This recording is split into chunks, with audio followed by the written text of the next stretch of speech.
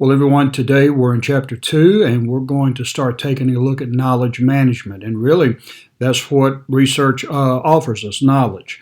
And in order to do that, we need to be able to manipulate certain things such as databases.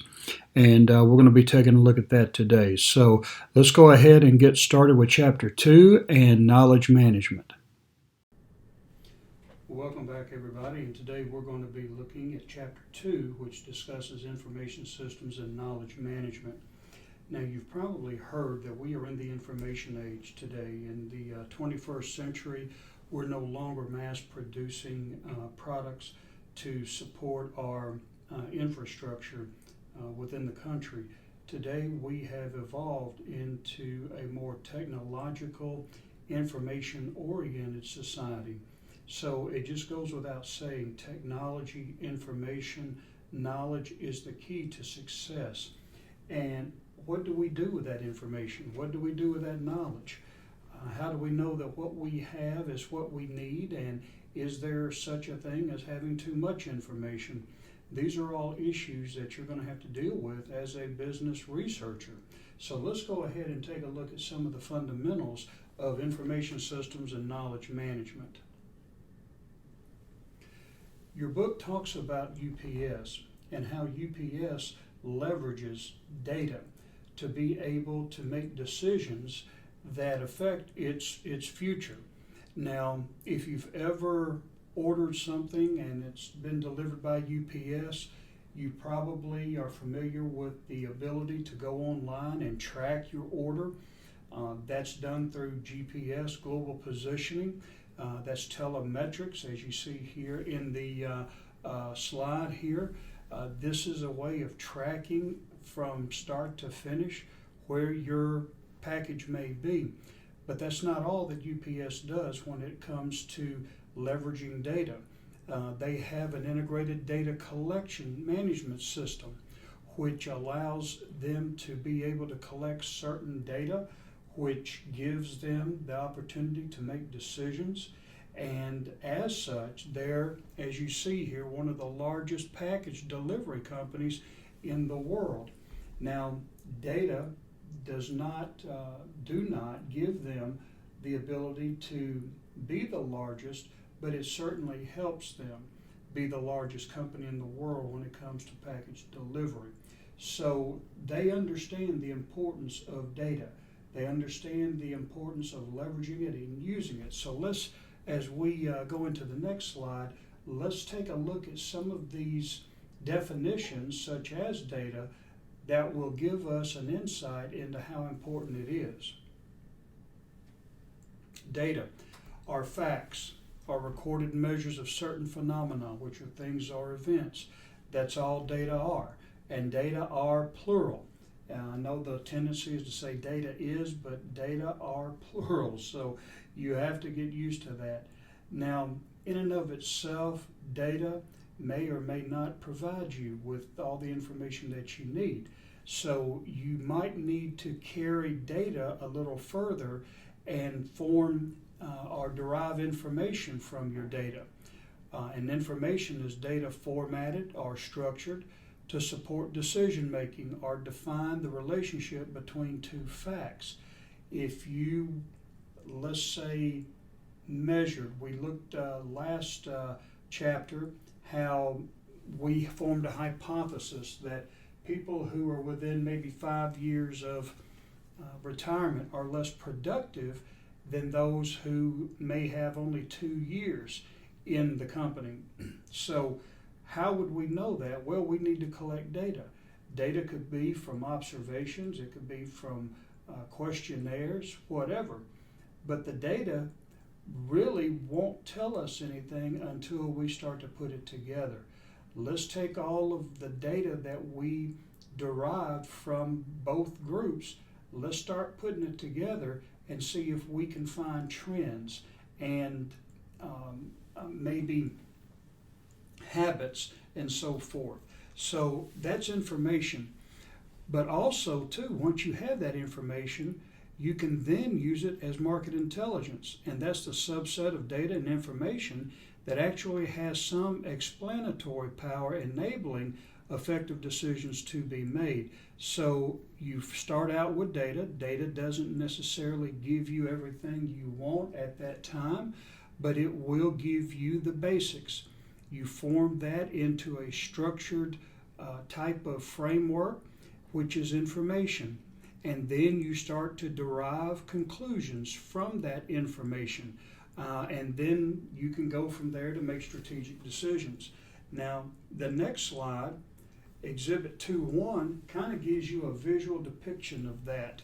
You have here a grocer who is pretty much just taking each item, running it through a scanner, and tallying up the total of the money that's going to be owed for it, and taking a look at it. That's all you think that's happening. However, each time one of these items goes through this scanner, it's being dumped into a system that will collaborate, will collate, will bring together all of these different pieces of data and be able to give you information from that data. For instance, you may, from the data gathered at a Walmart, in the information part of it, you may understand or doing research, see that many people are buying more ice during June than they would in November. Now, you wouldn't know that conclusively unless you had data to tell you that. But and buying one bag here and there wouldn't tell you what you wanted to know. You would have to have a system in place that would be able to detect each time ice was brought through the scanner, when it was being bought, at what time it was being bought, and in what quantity it's being bought. That's all the stuff that this side of it, the information side, inventory system, will allow you to formulate, to be able to identify. But now, once you have all that information, what do you do with it? Well, here's where your market analysis comes in, or your intelligence. Here's where you start deciding, well, we need to start buying more ice in November and less, or in June, and less ice in November. So this is the way that you can make strategic decisions from data that is brought into a structured framework, which is the inventory system in this case, but it would be the information in general, and then you can make decisions based on that information. Now, there's characteristics of information that we see as being valuable. First of all, relevance. And that reflects on how pertinent these particular facts are to the situation at hand. If I want to know how much ice is being bought and how much I need to buy at any given time, I'm not going to care about how much bread people are buying. It's not relevant to my study. Also, the quality. That's the degree to which data represents the true situation. If you remember yesterday, I was telling you that quality is an important aspect of doing research, because oftentimes if you interview people, they may want to tell you what you want to hear, and the quality of the information may not be very high, so you have to be careful with that. Timeliness. That's data that's current enough to still be relevant. You know, I don't really want to know what happened back in 2006 when it comes to ice. I need to know what was happening probably last year so that I could get a closer approximation of how much ice I'm going to need to buy or stock up at Walmart throughout the year. Information completeness, and that's having the right amount of information. And having the right amount of information is key. If you don't have sufficient information, the rest is going to be guesswork. But you can be overloaded with information too. And that means you are so bogged down with data and information that you cannot really effectively devote the time to go through the volumes and volumes of information that you've been given. So having that information there in the right amount, having it timely, being quality driven, and being relevant to the situation is key. Now, knowledge management is a blend of previous experience, insight, and data that forms organizational memory. Most people have knowledge of things. You have knowledge of how to do your job. So how do you take that knowledge and apply it to business? Well, you take those experiences, you take that insight and data, and that's what helps you go throughout your day, each and every day. Now, knowledge management is the process of creating an inclusive, comprehensive, easily accessible organizational memory, which is often called the organization's intellectual capital. For instance, you may know how to, let's say you're an ice cream manufacturer and you have a special recipe for a certain type of vanilla ice cream. Now, that's giving you knowledge, but now how do you manage that? How do you turn that into a what we would call a competitive advantage? Well, that's what we want to be able to create, and doing that, we can create the memory of how to make it. We can manage that, and that's what we call intellectual capital.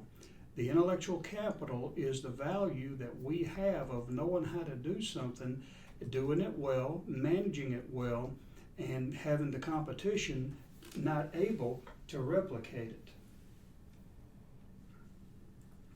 Now, the question, are businesses clairvoyant? I'll let you guys read that section in the book.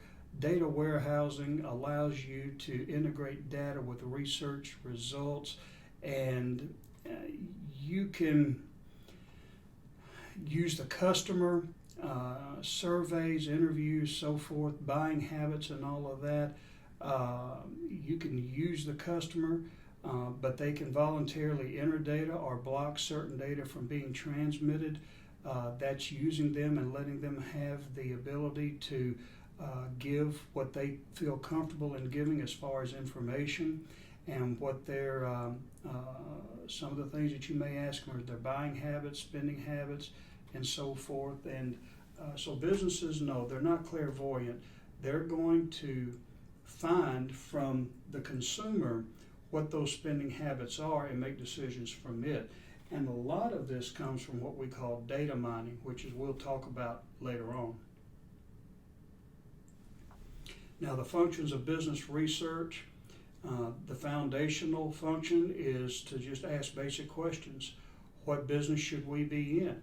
And sometimes you'll get into that, especially when you get a little bit more into the life cycle of a business, or you begin a life cycle of a business. What do we want to do? What business do we want to be engaged in? Testing, it addresses things like new product concepts or promotional ideas. And the key here is how effective will they be? Well, we test it out.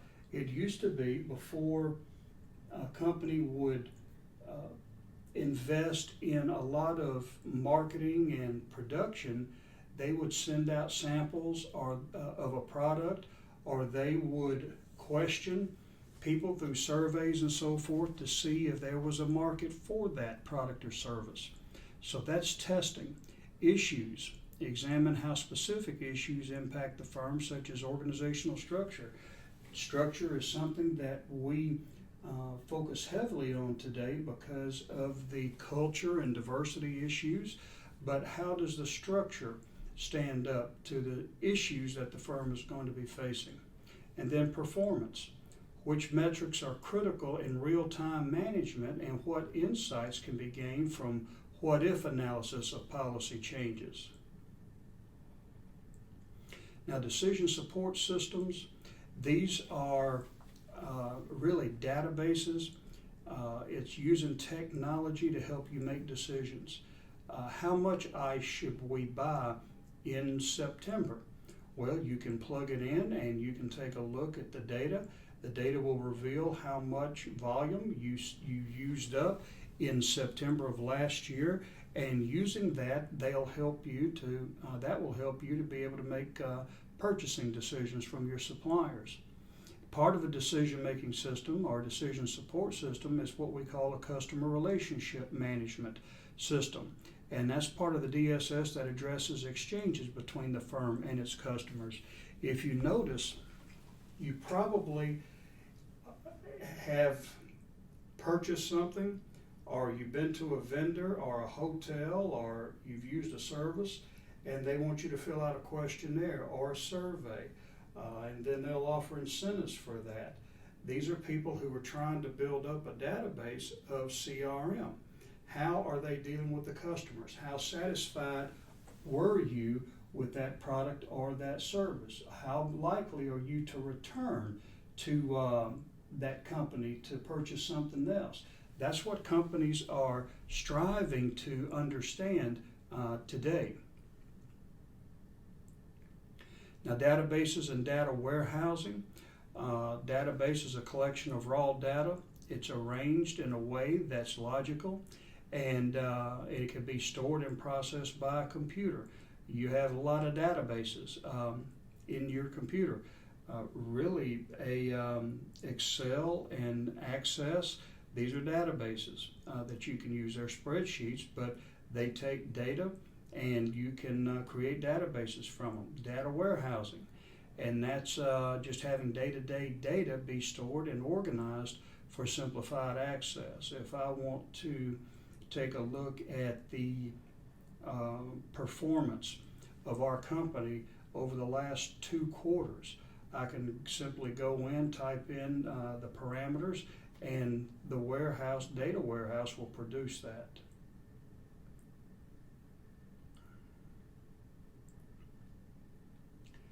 Now, input management.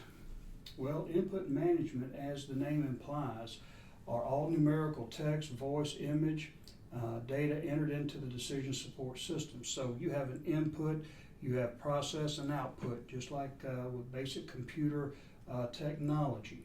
And then you have major sources of input, and you see here internal records, proprietary business research, salesperson input, and behavioral tracking and outside vendor. And we'll take a look at those.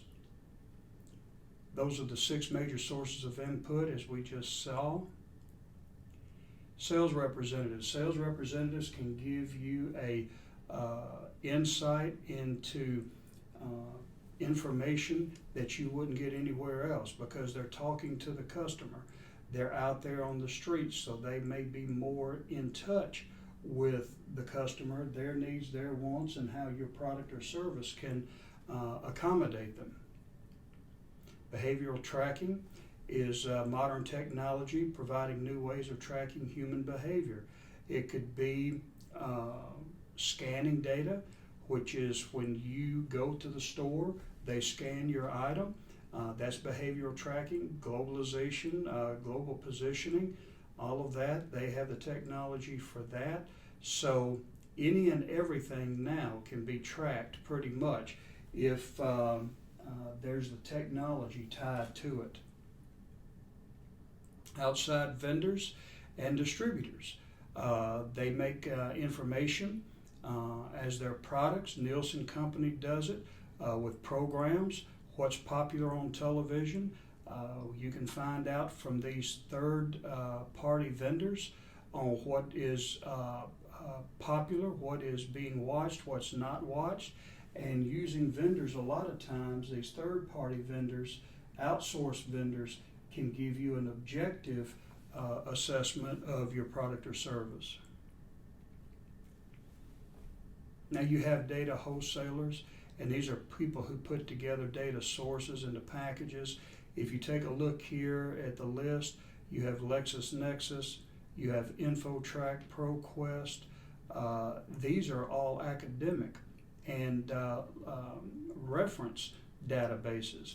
When you go online to on the Mid-America Library and you type in Atlas, Atlas is a database, and I believe we have ProQuest. I'm not sure which one we have, but the other one that we have is a database. It's a data wholesaler who came and sold us the rights to access their data, and you can go in and you can find journal articles and so forth. So there's a lot of benefits to using that.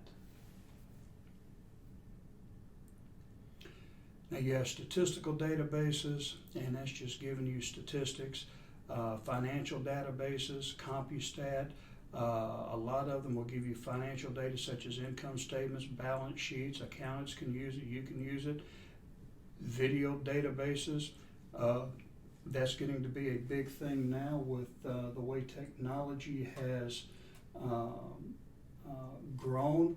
So you have a lot of resources at your disposal now as far as having access to databases. Now the internet, I'm not going to go a whole lot into detail because most of you know what the internet is. It's a worldwide network that pretty much connects everybody to everybody. And the host is where the content for a particular website physically resides and is accessed. A domain is the company name, institution name, such as Mid-America. So that's the internet. It is the international network of worldwide network of technology where you can connect with just about anybody in the world. How is it used in research? Well, you can access available data. When I was in college, in undergraduate school, for me to be able to go and do research, I would have to spend the whole day at the University of Memphis Library going up and down those floors. And if I wanted journal articles, I would go to the third floor, I still remember it, and just search all day long. Today, I don't even have to leave the house.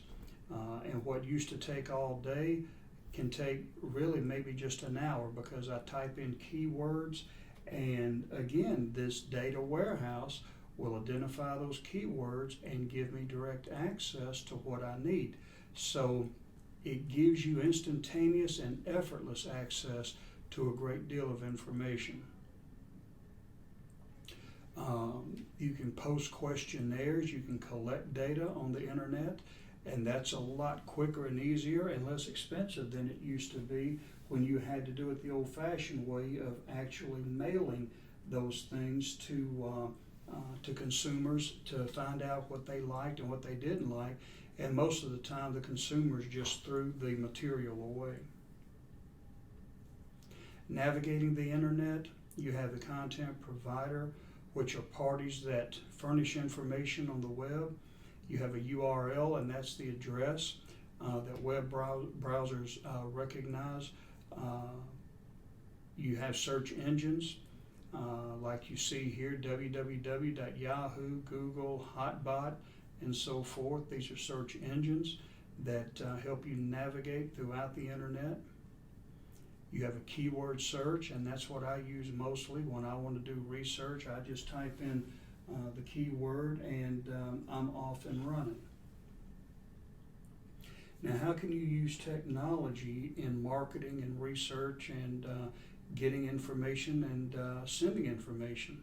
Well, you have pull technology, and this is where consumers request information from a web page, and the browser then determines a response. The consumer is essentially asking for the data. If I want information about a particular religion, then the browser can determine how to respond with that. I can type in a keyword, Islam, and maybe it will come up with that data. Push technology sends data to a user's computer without a request being made. Now, the software is used to guess what information might be interesting to consumers based on the pattern of previous responses. So, in other words, if, and I've seen this before, if I go online and I look at sporting goods, I've been looking at buying another handgun, I may get websites come up, or I may get things come across to indicate that there's a lot of vendors out there that are selling that type of product and so forth. So They come to you instead of you going to them. Now, Smart Agent software is software capable of learning an internet user's preference and automatically searching out information and distributing it to a user's computer. So if I'm looking for a certain product, Smart Agent software will go out and find those products and announce it to me. And then cookies are files that record, computer files that record a user's web history or usage history. And a lot of times they will have a warning there that, this site uses cookies and you have to give it authorization and so forth. Intranet is a private data network that uses the internet standards and technology, but you're within that one group of people. Maybe FedEx has an intranet and no one else is able to access it but those who are within the FedEx community. And firewall, these are just security software protocol installed really to limit access to anybody who's unauthorized or restrict access to it. Now, Internet 2 is the collaborative effort that involves some universities and government entities, which include the military, and they are really trying to create another internet. And the hope is to recreate some of the cooperative spirit that created the internet originally, where you can have another network, a smaller network, maybe a microcosm of the internet, but the ones who are involved would be these entities. So we see today technology morphing into a lot of different areas, capabilities, and it's going to be interesting to see how we will evolve in technology and how much of that is going to influence our daily lives. Some people are afraid of technology. There's a lot of people today who believe that technology is driving people away from jobs, and it could very well be that.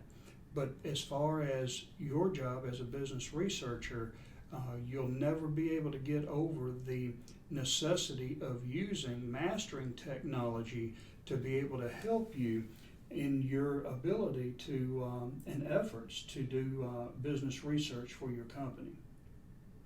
Well, today we took a look at knowledge management in the form of data systems, data support systems. We took a look at databases, and we even took a look at the internet and all types of things that help us try to accumulate knowledge through research. Well, that's going to be it for today. Have a good weekend, and we'll start back next week. God bless you.